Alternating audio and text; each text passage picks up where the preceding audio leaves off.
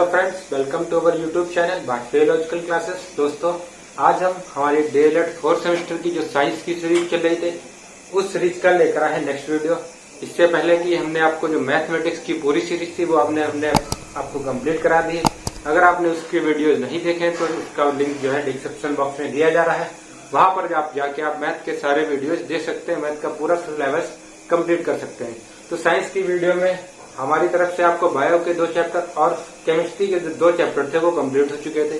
आज हमारा जो सिलेबस के हिसाब से फिजिक्स का जो चैप्टर है आपका स्थिर विद्युत आवेश, उस पर चर्चा करेंगे। तो सबसे पहले हम बात करेंगे स्थिर विद्युत आवेश क्या होता है।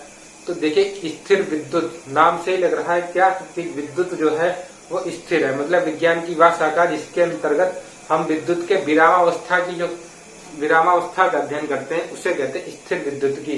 स्थिर विद्युत को इंग्लिश में क्या कहते हैं? Electrostatic charge.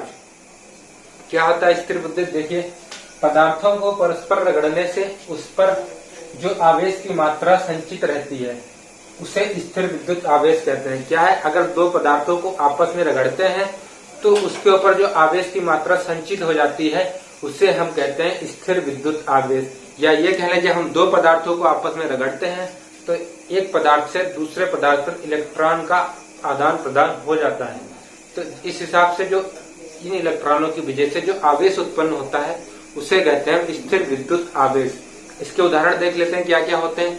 देखिए, इसका उदाहरण सबसे पहले हमारे पास दे रखा है कि सूखे बालों या कमीज पर प्लास्टिक के कंघों को रगड़ने पर उसके द्वारा कागज के टुकड़ों को अपनी ओर आकर्षित करना। देखिए, हमने बचपन में ये गेम काफी खेलते थे कि हम क्या करते थे, प्लास्टिक की स्केल होती थी हमारे पास या पेन होते थे, उनको बाल में ऐसे रगड़ते थे, फिर हम क्या करते थे, कागज के छोटे छोटे टुकड़ों को ऐसे करके उनके क्या करते थे, उनके पास ले जाते थे, उनके ऊपर ले जाते थे, तो वो अट्रैक्ट हो जाते थे तो आपकी स्केल की तरफ, पटरी की तरफ या फिर आपके पेन में। तो ये क्या था? यही था आपका स्थिर विद्युत आवेश। इसमें क्या होता था, हमारे पास एक जो आपका पदार्थ था वो आपका पेन हो जाए, आपका स्केल हो जाता था, और दूसरा था आपके सूखे बाल। तो इस कंडीशन में क्या होता है, जब हमने रगड़ते हैं तो सूखे बाल या कमीज पर जब हम रगड़ लेते हैं तो हमारा जो पेन है या स्केल है उस पर क्या हो जाता है, आवेश उत्पन्न हो जाता है, और वही आवेश जो होता है वो आपके कागज के टुकड़ों को अपनी ओर आकर्षित करता है। एक और एग्जाम्पल देखिए, दूसरा क्या है कि गुब्बारे को ऊनी वस्त्र से रगड़ने पर उसका दीवार से चिपक जाना। अगर हम किसी हवा भरे गुब्बारे को ऊनी वस्त्र से अगर रगड़ देते हैं तो क्या हो जाता है, वो किसी भी दीवार से जाके चिपक जाता है। यहाँ पर भी जो आपकी प्रक्रिया है वो क्या है, वो हमारी स्थिर विद्युत आवेश की प्रक्रिया यहाँ पर भी काम करती है। जब हम गुब्बारे को सूखी ऊनी वस्त्र से रगड़ देते हैं तो वहां पे क्या हो जाता है, दोनों के बीच आवेशन की प्रक्रिया है वो काम करती है, और गुब्बारे पे जो है गुब्बारा जो है वो आवेशित हो जाता है। जब आवेशित हो जाता है तो वो दीवार से चिपक जाता है आगे। इसके अलावा एक और एग्जाम्पल है कि नायलॉन के कपड़ों को उतारने पर उनसे चट की आवाज आना। आपने अक्सर सर्दी के मौसम में देखा होगा, जब हम ऊनी वस्त्र या इन चीजों को उतारते हैं तो क्या होता है, एकदम से हमें चिंगारी टाइप से दिखती है, आराम से एकदम से चट की आवाज आती है जब उन्हें उतारते हैं। जब हम लोग चादर में पैर मारते हैं तो क्या होता है, उनसे आवाज आती है, चिंगारी टाइप से निकलती है। तो ये सब क्या होता है, ये सब हमारा जो है वो स्थिर विद्युत आवेश, इलेक्ट्रोस्टैटिक चार्ज, इसकी वजह से ही होता है। यही कारण होता है, क्या होता है, स्थिर विद्युत आवेश। इसी की वजह से ये सारी जो घटनाएं होती हैं वो घटित होती है। तो उम्मीद करते हैं ये टॉपिक आपको समझ में आ गया होगा। चलिए अब बात करते हैं इसकी नेक्स्ट टॉपिक की, आवेशन का इलेक्ट्रॉन सिद्धांत, या आवेशन की जो प्रक्रिया है उसका इलेक्ट्रॉनिक सिद्धांत क्या होता है। तो क्या होता है ये सिद्धांत देखते हैं। जब किन्हीं 2 वस्तुओं को आपस में रगड़ा जाता है, अगर हमने ये 2 वस्तु ले ली, इन्हें हम आपस में रगड़ते हैं तो क्या होता है, दोनों वस्तुओं में आवेश का जो है स्थानांतरण होने लगता है। क्या होता है, जब हम 2 वस्तुओं को आपस में रगड़ते हैं तो क्या होता है, दोनों वस्तुओं में आवेश का स्थानांतरण होने लगता है। तथा क्या होता है, एक वस्तु से आवेश स्थानांतरित होकर दूसरी वस्तु में जाता है। इन दोनों को अगर हम रगड़ते हैं तो एक वस्तु से आवेश स्थानांतरित होकर दूसरी वस्तु में जाता है। तो इस प्रक्रिया में क्या होता है, इस प्रक्रिया में जो वस्तु इलेक्ट्रॉन ग्रहण करती है, क्या है, जो वस्तु इलेक्ट्रॉन ग्रहण करती है उस पर क्या हो जाएगा, ऋणावेश, क्योंकि इलेक्ट्रॉन जो होता है वो एक निगेटिव चार्ज पार्टिकल होता है। और जो वस्तु इलेक्ट्रॉन का त्याग करती है उस पर क्या होता है, धनावेश आ जाता है, क्योंकि जो आपका प्रोटॉन होता है वो एक पॉजिटिव चार्ज पार्टिकल होता है। क्या है आवेश का इलेक्ट्रॉन सिद्धांत? जब किन्हीं दो वस्तुओं को आपस में रगड़ा जाता है तो इस क्रिया के फलस्वरूप दोनों वस्तुओं में क्या होता है, आवेश का स्थानांतरण होने लगता है। और क्या होता है कि एक वस्तु से दूसरे वस्तु में जब आवेश स्थानांतरित होता है तो इस प्रक्रिया में जिस वस्तु पर इलेक्ट्रॉन जाते हैं या जो वस्तु इलेक्ट्रॉन ग्रहण करती है उस पर क्या आ जाता है, ऋणावेश आ जाता है। और जो वस्तु इलेक्ट्रॉन देती है, देखिए दोनों में क्या है, इलेक्ट्रॉन अभी तक बराबर है। जब हम इन्हें आपस में रगड़ेंगे तो एक वस्तु से इलेक्ट्रॉन निकल के दूसरी वस्तु पे जाएंगे, तो जिस वस्तु पे इलेक्ट्रॉन जाएंगे वो आपकी हो जाएगी ऋणावेशित वस्तु, क्योंकि जो इलेक्ट्रॉन होता है वो नेगेटिव चार्ज पार्टिकल होता है। अब चूंकि इस वस्तु से इलेक्ट्रॉन निकल के गए हैं, नेगेटिव चार्ज कम हुआ इधर से, तो ये क्या आ जाएगी, धनावेशित वस्तु हो जाएगी। तो क्या हुआ कि जब हम दो वस्तु को आपस में रगड़ते हैं तो एक वस्तु से दूसरी वस्तु पर क्या होता है, इलेक्ट्रॉन जो है वो ट्रांसफर होने लगते हैं। जिस वस्तु पर इलेक्ट्रॉन आते हैं या जो वस्तु इलेक्ट्रॉन ग्रहण करती है उस पर क्या आ जाता है, ऋणावेश आ जाता है। और जिस वस्तु के द्वारा इलेक्ट्रॉन का त्याग किया जाता है उस पर क्या हो जाता है, धनावेश आ जाता है। तो यही होता है आपका आवेश का इलेक्ट्रॉन सिद्धांत। अब हमने अभी आपको दो पार्टिकल के नाम बताए, एक तो इलेक्ट्रॉन और दूसरा प्रोटॉन। तो जो आपका जो इलेक्ट्रॉन होता है वो क्या होता है, वो एक नेगेटिव चार्ज पार्टिकल होता है, और जो आपका प्रोटॉन होता है वो पॉजिटिव चार्ज पार्टिकल या धनावेशित कण होता है। अब हम बात करते हैं आवेश के प्रकार की। जो आपका आवेश होता है वो दो प्रकार के होते हैं, कौन कौन से, एक धनात्मक आवेश और एक ऋणात्मक आवेश। तो सबसे पहले बात करते हैं कि धनात्मक आवेश क्या होता है।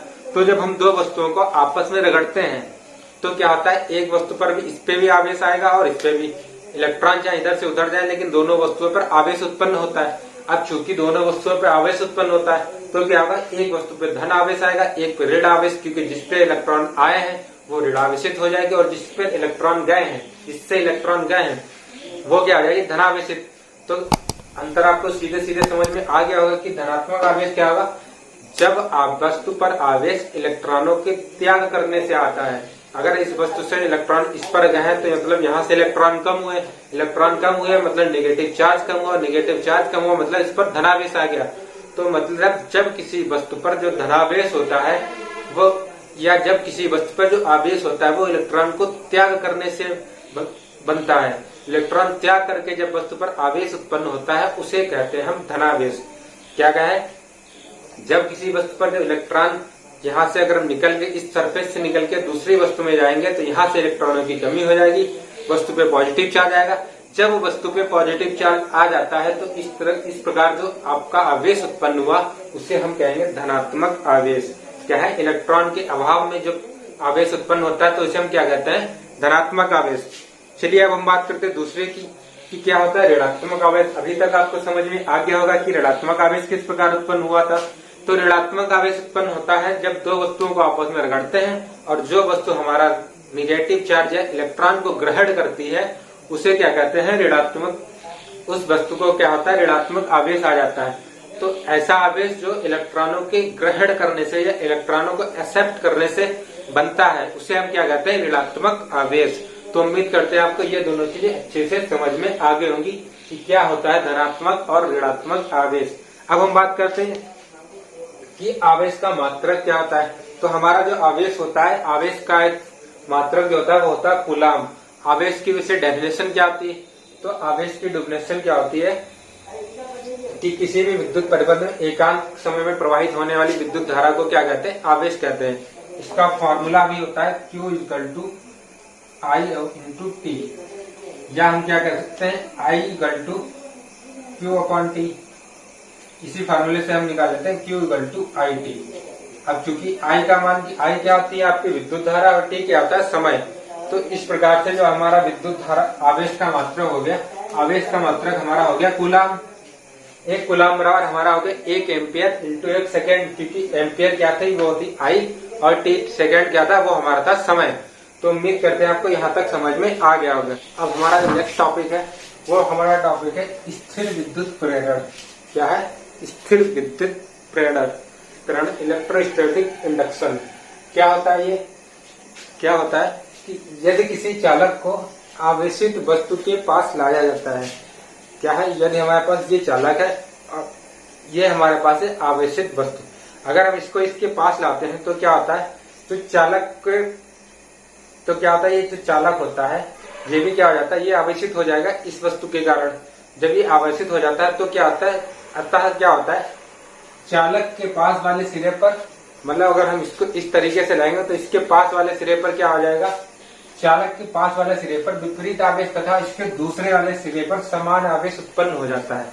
यदि हम इस चालक को इस आवेशित वस्तु के पास लाते हैं तो चालक के पास वाले सिरे पर विपरीत आवेश मतलब जो इसके इस सिरे पे आवेश होगा वो चालक के इस सिरे पे आएगा, और इसके इस सिरे पे जो आवेश होगा वो इस सिरे के आवेश के जैसा होगा। मतलब अगर इधर ऋणात्मक आवेश है तो यहाँ पर धनात्मक होगा, और यहाँ पे ऋणात्मक होगा, और यहाँ पे धनात्मक। मतलब क्या होता है कि जब किसी चालक को आवेशित वस्तु के पास लाते हैं तो क्या हो जाता है, वो चालक भी आवेशित होता है, लेकिन किस प्रकार से आवेशित होगा, वो इस प्रकार से आवेशित होता है कि चालक के पास वाले सिरे पर विपरीत आवेश तथा उसके दूसरे सिरे पर समान आवेश उत्पन्न हो जाता है। क्या हो जाता है कि पास वाले सिरे पर विपरीत आवेश और दूसरे वाले सिरे पर समान आवेश उत्पन्न हो जाता है। और ये क्या है कि चालक के दोनों सिरों पर आवेश तब तक ही उत्पन्न रहता है, क्या है, चालक के दोनों सिरे तब तक ही आवेशित रहते हैं जब तक आवेशित वस्तु चालक के समीप रहती है। मतलब ये आवेशित जो वस्तु है, ये वाली जो वस्तु है आवेशित, अगर ये चालक के समीप है तब तक ही इन पे जो है वो आवेश की जो क्रिया है, आवेश है, वो उत्पन्न रहता है। हम जैसे ही इसको हटा लेते हैं वस्तु हमारी पुनः जो चालक है वो अनावेशित हो जाता है। तो इस प्रकार की तथा इस प्रकार आवेशित होने की क्रिया स्थिर विद्युत प्रेरण कहलाती है। तो ये जो पूरी संपूर्ण प्रक्रिया है ये हमारी कहलाती है स्थिर विद्युत प्रेरण। क्या होता है इसमें, जब हम किसी चालक को किसी आवेशित वस्तु के पास लाते हैं तो क्या होता है, हमारा चालक भी जो है वो आवेशित हो जाता है। लेकिन किस तरीके से आवेशित होता है, इस हमारा जो चालक का जो सिरा है, जो उसके आवेशित वस्तु के नजदीक वाला जो सिरा है, वो दोनों क्या होते हैं, अपोजिट चार्ज। अगर यहाँ पे हमारा धनावेश है तो यहाँ पे ऋणावेश होगा, और इस वस्तु के दूसरी तरफ जो होगा वो समान आवेश यानी धनावेश होगा। तो क्या हो जाता है, इस तरीके से आवेशित होते हैं। लेकिन ये आवेश जो है हमारा वो केवल उतने ही समय तक बना रहता है जब तक ये चालक इस आवेशित वस्तु के समीप रहता है। जैसे इसे हम दूर कर लेंगे, क्या हो जाएगा, हमारा जो आवेशन की प्रक्रिया थी वो खत्म हो जाती है। तो इस प्रक्रिया को हम क्या कहते हैं, इस प्रक्रिया को कहते हैं स्थिर विद्युत प्रेरण। इसके बाद एक हमारा जो सबसे इम्पोर्टेंट चीज है, आकाशीय विद्युत क्या होता है, कि आकाशीय विद्युत किस प्रकार से बनती है, क्या होती है। तो जो आकाश से जो विद्युत चमकने वाली बिजली उत्पन्न होती है उसे हम एक और नाम देते हैं, उसे कहते हैं तड़ित। उसे हम कहते हैं तड़ित। तो ये किस प्रकार उत्पन्न होती है, तो जब क्या होता है, जब हवाएं क्या होती है, जैसे हमारे भूमंडल में क्या होता है, जब हवाएं जो है संघनित होकर क्या होती है, बादल बनती हैं। हवाएं क्या आ जाती है, जब संघनित होती है, कंडेंसेशन होता है उनके अंतर्गत, फिर वो क्या करती हैं, बादल बनती है। और इन बादल में क्या आता है, अंदर जो होती है वो गर्म हवाएं होती हैं, और नीचे जो होती है वो ठंडी हवाएं हो जाती हैं। क्या हो जाता है, जो बादल हमारे होते हैं उसके अंदर जो होती है वो गर्म हवाएं हो जाती हैं, और उनके नीचे जो होती है वो ठंडी हवाएं हो जाती है। इससे क्या होता है, जो बादल होते हैं हमारे, बादल में ऊपर वाली जो हवाएं होती है वो क्या होती है, धनावेशित हो जाती है, और नीचे वाली जो हवाएं होती है गर्म वाली, वो क्या हो जाती है, ऋणावेश का काम करती है। अब फिर क्या होता है, इन बादलों में विपरीत आवेश हो जाते हैं, धनावेश और ऋणावेश। ऊपर वाला जो धनावेश है और नीचे वाला जो ऋणावेश है, इससे क्या होता है, आपस में क्रिया करके विद्युत आवेश उत्पन्न होता है। क्या होता है, हमारे जो बादल होते हैं संघनित होकर क्या करते हैं, संघनित होकर जो हवाएं होती है वो बादल बनाती है, और इन बादल में क्या होता है, जो ऊपर की ओर होता है वो क्या होता है, हमारा धनावेश होता है, और नीचे की ओर जो गर्म हवाएं होती है उनके चक्कर में क्या होता है, नीचे की ओर होता है ऋणावेश। तो जो नीचे की ओर ऋणावेश होता है हमारा, और ऊपर की ओर जो अंदर की हवाओं की वजह से ऊपर की ओर जो धनावेश होता है वो आपस में क्या करते हैं, क्रिया करता है, और इससे क्या हो जाता है, हमारा एक पॉजिटिव चार्ज और एक नेगेटिव चार्ज, ये दोनों मिलकर क्या करते हैं, विद्युत आवेश उत्पन्न करते हैं। और इस प्रकार जो विद्युत आवेश उत्पन्न होता है वही हमारे क्या होता है, उस विद्युत आवेश होता है वही हमें आसमानी बिजली या तड़ित के रूप में दिखाई देता है। इन्हीं के कारण जो विद्युत आवेश जब ज्यादा हो जाता है तो वो क्या होता है, जमीन पे गिर जाता है। तो बादलों के अंदर जो विद्युत आवेश की जो मात्रा होती है इसी को एक यंत्र से नापते हैं, और उस यंत्र का क्या नाम है, उसका नाम है फील्ड मिल। क्या नाम है इसका, फील्ड मिल। हालांकि ये आपके लिए इम्पोर्टेंट नहीं है ज्यादा, लेकिन आपको ये जानना जरूरी है कि आकाशीय विद्युत कैसे उत्पन्न होती है। क्या होता है, जब हवाएं संघनित होती हैं, संघनित होकर क्या करती है, बादल बनाती है। और क्या होता है, इन बादलों के अंदर जो होती है वो गर्म हवा होती है, और नीचे की ओर जो और ऊपर से जो अंदर की गर्म हवा होती है उसकी जो गति होती है वो क्या होती है, जो गर्म हवा होती है उसकी जो गति होती है, और नीचे जो ठंडी हवाएं होती है उनकी जो गति होती है, उससे क्या होता है, ऊपर का आपका जो धनावेश और नीचे का ऋणावेश दोनों में जो गति होती है आपस में कोरिलेटेड किए एक तरीके से क्रिया करते हैं, और क्रिया करने के बाद विद्युत आवेश उत्पन्न होता है। इसी से हमारा जो है आसमानी बिजली या तड़ित का निर्माण होता है। तो उम्मीद करते हैं यहाँ तक आपको समझ में आ गया होगा। चलिए हम बात करते हैं नेक्स्ट टॉपिक की। देखिए अभी हमने बात की थी तड़ित चालक। तड़ित क्या होता है, आकाशीय विद्युत को क्या कहता है, तड़ित। आकाशीय विद्युत के प्रभाव को कम करने के लिए या बिल्कुल निग्लेक्ट करने के लिए हम एक डिवाइस का उपयोग करते हैं, एक तरीके से हम डिवाइस कह सकते हैं उसे, उसका प्रयोग करते हैं, कंडक्टर का प्रयोग करते हैं, जिसे हम क्या कहते हैं, तड़ित चालक या लाइटनिंग कंडक्टर। क्या होता है ये एक तांबे की मोटी पत्ती होती है, और उसमें क्या होता है, ऊपर की तरफ कई नुकीले सिरे होते हैं। जैसे ये होता है, ये इस तरीके से तांबे की मोटी पत्ती होती है, और ऊपर की तरफ इसमें कई नुकीले सिरे होते हैं। एक तरीके से ऊपर ट्री टाइप का होता है, ठीक है। इसमें क्या होता है, जब कभी विद्युत या तड़ित जो है अगर आपके घर के ऊपर ये लगा, घर के ऊपर गिरती है, तो क्या होता है, वो ये तांबे के सिरे उससे अपनी तरफ आवेशित करते हैं, अट्रैक्ट करते हैं, और फिर क्या करता है, इसका दूसरा जो सिरा होता है, जो आपका लाइटनिंग कंडक्टर होता है, तड़ित चालक होता है, इसका जो दूसरा सिरा आता है वो हम क्या करते हैं, जमीन में नीचे गाड़ देते जाके। इससे क्या होता है, आवेश इससे आता है, इस पर आता है, गिरता है, और वो क्या होता है, तांबे के वायर के थ्रू, तांबे की पट्टी के थ्रू नीचे जमीन में चला जाता है, और वहां पे आवेश जो होता है उसका प्रभाव समाप्त हो जाता है। तो ये होता है आपका लाइटनिंग कंडक्टर। इसका प्रयोग क्या होता है, भवनों की, ये देखिए एक मकान है, इसकी छत पे लगा दिएगा लाइटिंग कंडक्टर। जब हमारे पास क्या होता है, लाइट गिरती है इस तरीके से, जब लाइट गिरती कभी घर के ऊपर, तो क्या होता है, जो तांबा का जो आपका जो लाइटनिंग कंडक्टर है, तांबे की जो मोटी पट्टी है, ये जो होता है, इसके ये क्या करता है, इसके ऊपर का सिरा तो नुकीला होता है, तो ये क्या करता है, ये अपने ऊपर जो ऊपर से तड़ित या बिजली जो गिरती है वो क्या करता है, अपनी तरफ अट्रैक्ट करता है, और फिर क्या करता है, ये जो तांबे की पट्टी होती है वो इसे क्या करती है, एक स्थान से दूसरी स्थान पर स्थानांतरित करती है। अब हम क्या करते हैं, इस पट्टी को वायर के थ्रू जमीन में गाड़ देते हैं आके लगभग 5 से 6 फुट में, और वहां पे क्या करते हैं, नमक और कोयले का मिश्रण बना रहता है, पड़ा रहता है, जिससे क्या आता है, जो हमारा ऊपर से आवेश उतर के नीचे आता है, वो वहां पे क्या होता है, आवेश जो है उसका प्रभाव खत्म हो जाता है, भूमि के भूमि के अंदर आके उसका जो आपका आवेश का जो प्रभाव है वो खत्म हो जाता है। इस तरीके से जो हमारा मकान है वो पूरी तरीके से सुरक्षित हो जाता है, केवल इतनी सी डिवाइस के जरिए, लाइटनिंग कंडक्टर के जरिए। अगर आप जानते होंगे कि अगर कहीं पे भी जो आपकी आकाशीय विद्युत या तड़ित गिरती है तो बहुत ही बुरा इफेक्ट डाल देती है, और आपके लिए छोटी सी एक तरीके से कह सकते हैं नॉर्मल सी डिवाइस होती है, चालक होता है, इसकी वजह से आप उस प्रभाव से बच सकते हैं। तो उम्मीद करते हैं यहाँ तक आपको समझ में आ गया होगा। अब चलिए बात करते हैं नेक्स्ट टॉपिक की, कूलॉम का नियम, कूलॉम्स लॉ। क्या होता है कूलॉम्स का नियम, देखिए, दो स्थिर बिंदु आवेशों के बीच लगने वाला आकर्षण या प्रतिकर्षण बल, दो स्थिर बिंदु आवेशों के बीच लगने वाला आकर्षण या प्रतिकर्षण बल उन दोनों आवेशों के क्या है, उन दोनों आवेशों के मात्रा के गुणनफल के अनुक्रमानुपाती तथा उन दोनों आवेशों के बीच की दूरी के गुणनफल के व्युत्क्रमानुपाती होता है। क्या होता है कूलॉम के नियम, जैसे मान लिया थोड़ी देर के लिए ये हमारे दो आवेश दे रखे हैं, एक को हमने मान लिया Q1 और दूसरा है Q2। तो हमारा कूलॉम का नियम क्या कहता है कि दो स्थिर बिंदु आवेशों के बीच, अगर ये दो आवेश है, स्थिर बिंदु आवेश है, तो इनके बीच क्या होगा, या तो अगर ये दोनों पॉजिटिव होंगे तो इनके बीच प्रतिकर्षण होगा, अगर दोनों निगेटिव होंगे तो दोनों के बीच प्रतिकर्षण होगा, लेकिन अगर एक पॉजिटिव और एक निगेटिव होगा तो दोनों के बीच आकर्षण होगा। ठीक है, तो क्या होता है कूलॉम का नियम, हमारा दो स्थिर बिंदु आवेशों के बीच लगने वाला आकर्षण या प्रतिकर्षण बल क्या होता है, दोनों आवेशों की मात्रा के गुणनफल के अनुक्रमानुपाती। क्या है पहली कंडीशन, दोनों आवेशों की मात्रा के गुणनफल के अनुक्रमानुपाती तथा उनके बीच की दूरी के वर्ग के व्युत्क्रमानुपाती होता है। हमने ये दोनों आवेश मान लिए, इनके बीच की डिस्टेंस मान लेते हैं क्या, हमने मान ली इनके बीच की डिस्टेंस है वो कितनी है 8।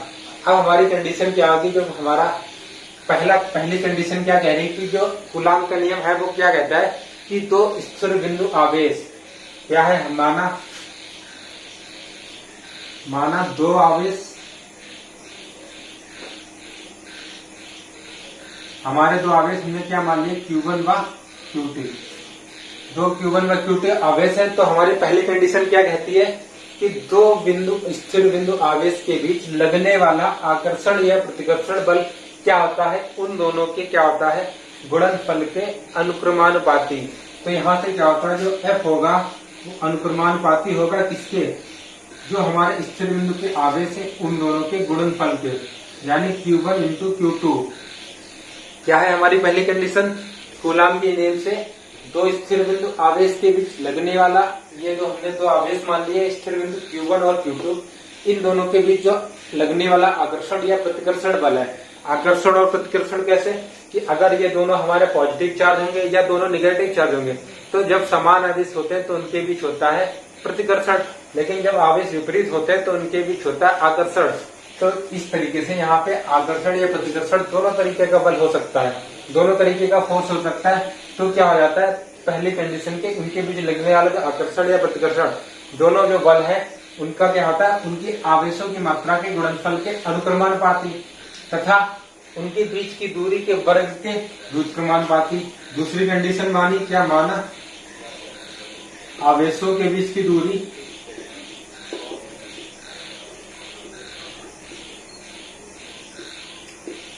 बराबर हमने r मान ली।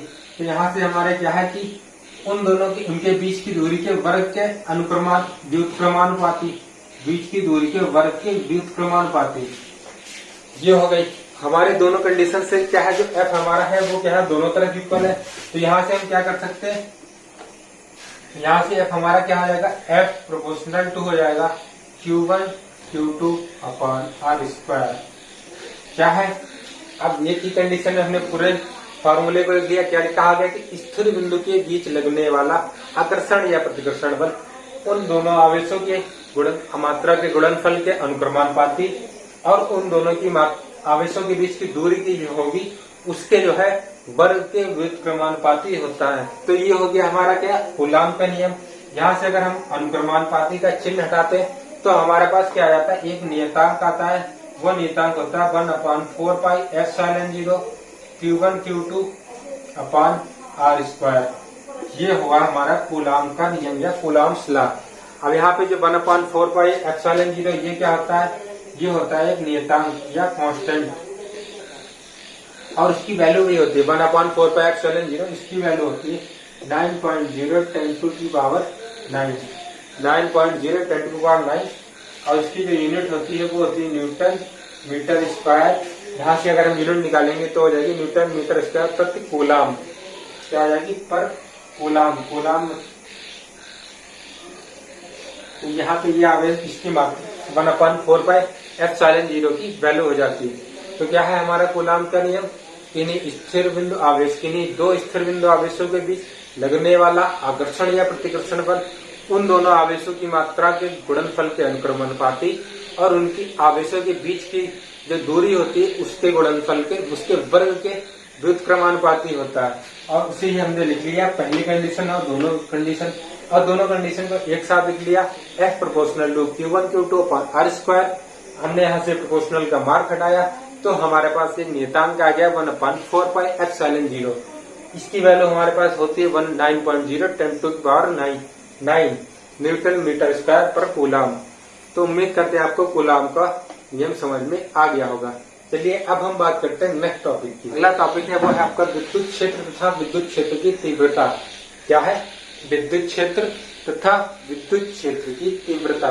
तो क्या होता है विद्युत क्षेत्र, देखते हैं किसी आवेश के चारों ओर का वह क्षेत्र जहाँ अन्य आवेश उसके प्रभाव का अनुभव करते हैं उस आवेश का विद्युत क्षेत्र कहलाता है।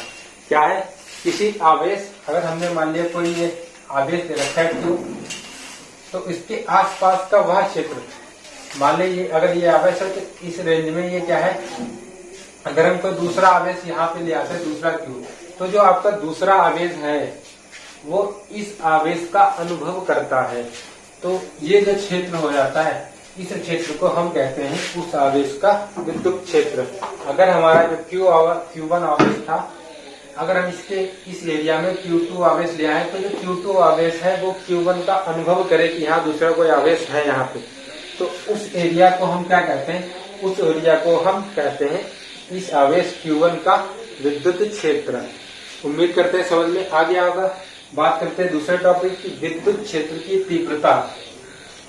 क्या है कि विद्युत क्षेत्र की तीव्रता क्या थी, तो क्या है किसी आवेश के विद्युत क्षेत्र में किसी बिंदु पर रखा एकांक धनावेश, क्या है हमारे पास कोई आवेश दे रखा है Q और इसके विद्युत क्षेत्र में,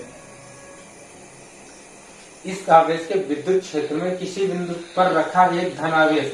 अगर हमने मान लिया यहाँ पे एक पॉजिटिव चार्ज Q प्लस रखा है, तो ये जो Q प्लस चार्ज है ये अपने ऊपर जितना बल का अनुभव करता है, या इस आवेश के द्वारा इसके ऊपर जो आवेश मतलब जो Q आवेश है इसके द्वारा Q प्लस आवेश पर जो बल लगाया जाता है, या ये अपने ऊपर जितने बल का अनुभव करता है, या इसके विद्युत क्षेत्र का जो इसके ऊपर प्रभाव पड़ रहा है वो क्या आता है, उसे ही हम कहते हैं उस बिंदु के विद्युत क्षेत्र की तीव्रता।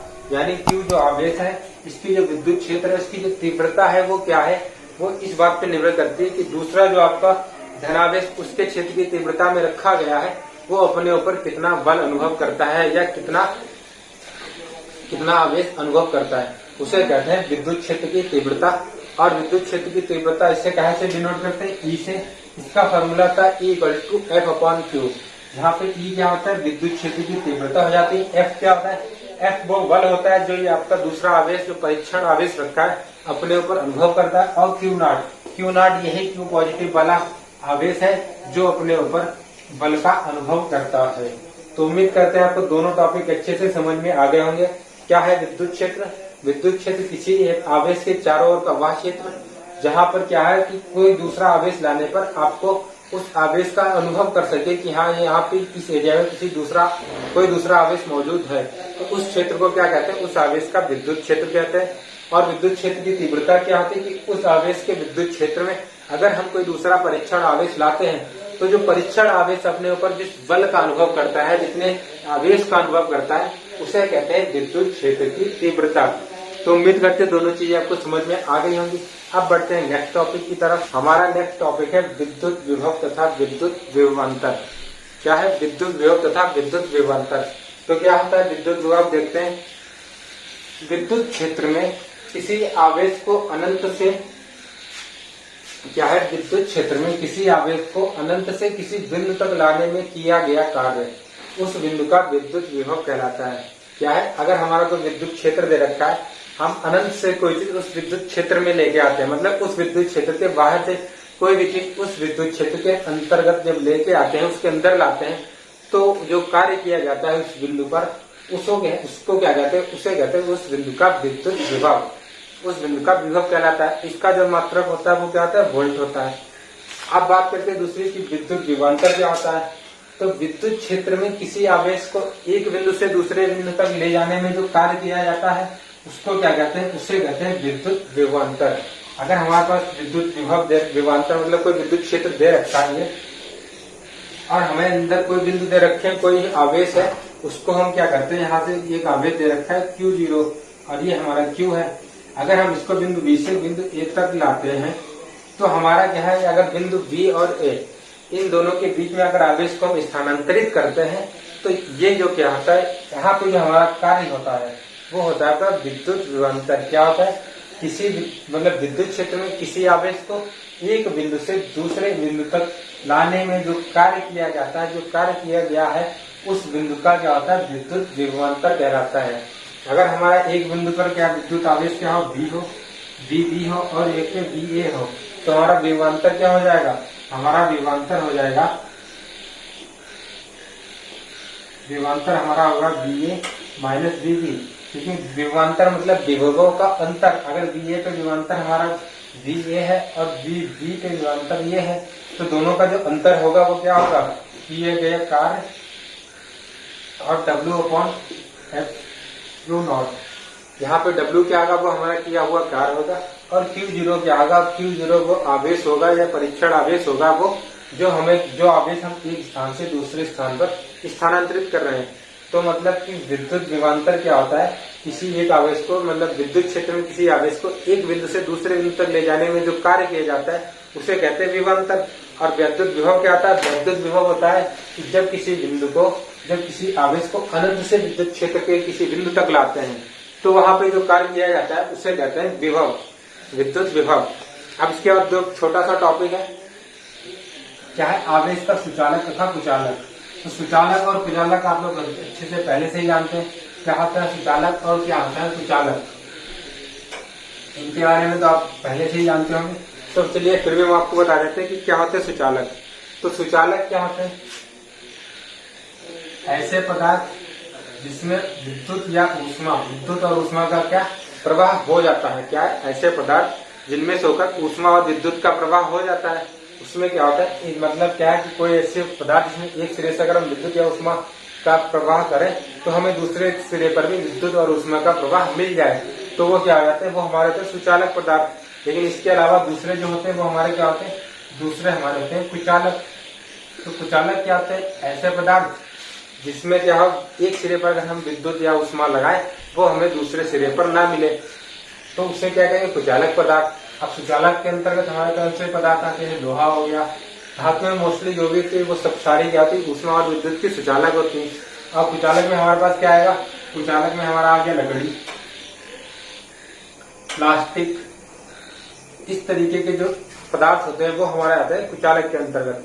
तो आप समझ गए हैं कि आवेश का सुचालक और कुचालक क्या था? ऐसे पदार्थ जिनमें से आवेश को एक स्थान से दूसरे स्थान तक स्थानांतरित हो जाते हैं जिनके द्वारा, वो होते हैं आपके आवेश के सुचालक। और ऐसे पदार्थ जिनमें से आवेश या विद्युत का जो प्रवाह है वो एक छोर से दूसरे छोर पर नहीं होता है, वो हो जाते हैं विद्युत के कुचालक। कुचालक में आपके साथ रबड़ आ जाता है, कांच आ जाते हैं, प्लास्टिक है, लकड़ी है। और सुचालक में आपकी सारी धातुएं, चाहे तांबा, चांदी, ग्रेफाइट, यहाँ तक एल्युमिनियम वगैरह जो भी धातुएं वो आपकी क्या आती है? विद्युत की सुचालक। तो उम्मीद करते हैं यहाँ तक समझ में आ गया होगा। तो आज की क्लास में हम यहीं तक रखते हैं। काफी सारे टॉपिक आज की क्लास में हमने डिस्कस किए, उनको अच्छे से पढ़े। और एक एक टॉपिक काफी ज्यादा इंपॉर्टेंट है आपके एग्जाम के रिगार्डिंग। ये चैप्टर बहुत ही ज्यादा इंपॉर्टेंट, यहाँ से आपको कम से कम एक शॉर्ट क्वेश्चन और एक लॉन्ग क्वेश्चन जरूर मिलने वाला है। तो अगर आपको हमारा वीडियो पसंद आया तो प्लीज वीडियो को लाइक करें, शेयर करें, चैनल को सब्सक्राइब करें तथा बेल आइकन को ऑल पर सेट करें, जिससे आने वाले हर वीडियोज का अपडेट आपको टाइमली मिलता रहे। वीडियो को लास्ट तक देखने के लिए धन्यवाद।